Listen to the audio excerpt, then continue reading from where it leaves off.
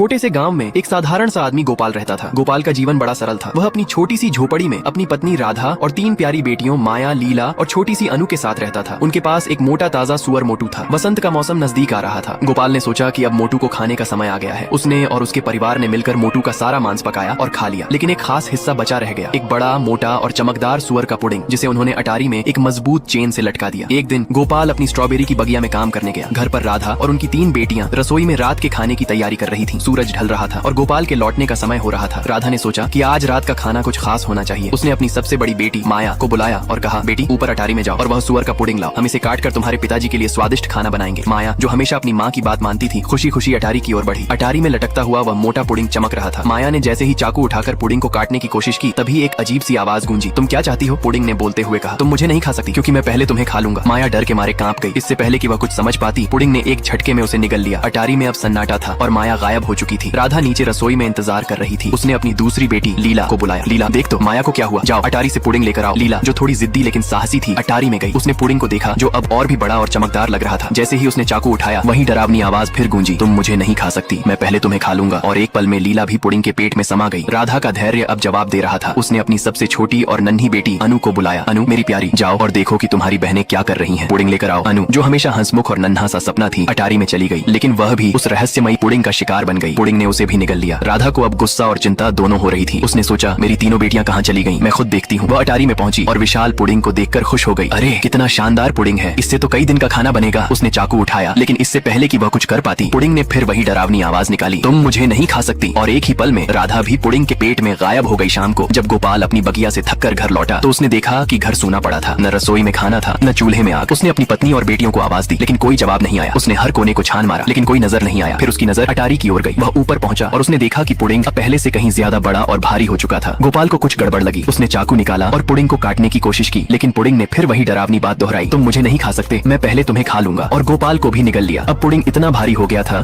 कि चेन उसे और नहीं संभाल सकी। चेन टूट गई और पुडिंग लुढ़कता हुआ अटारी से सीढ़ियों तक आया। वह रसोई से बाहर निकला और गांव की ओर लुढ़कने लगा। गोपाल का घर पहाड़ की चोटी पर था और पुडिंग तेजी से नीचे की ओर लुढ़कने लगा। रास्ते में कुछ लोग में वह उन्हें भी निगल गया। गांव में एक बूढ़ा सुअर चराने वाला बुद्धू रहता था। बुद्धू के पास एक छोटा सा चाकू था, जो हमेशा अपनी जेब में रखता था। जब पुडिंग बुद्धू के पास पहुंचा, तो उसने भी बुद्धू को निगल लिया। लेकिन बुद्धू कोई साधारण इंसान नहीं था। उसने अपने चाकू से पुडिंग के पेट को चीर दिया। जैसे ही पुडिंग का पेट फटा, सारे लोग, गोपाल, राधा, माया, लीला, अनु और गांव के बाकी लोग धूप में बाहर निकल आए। गांव वालों ने राहत की सांस ली। पुडिंग अब टुकड़ों में बिखर चुका था और उसका जादू खत्म हो गया था। गोपाल और उसके परिवार ने एक दूसरे को गले लगाया और बुद्धू का धन्यवाद किया। गांव में फिर से खुशी लौट आई। लोगों ने उस रात एक बड़ा उत्सव मनाया, जिसमें स्वादिष्ट खाना और नाच गाना शामिल था।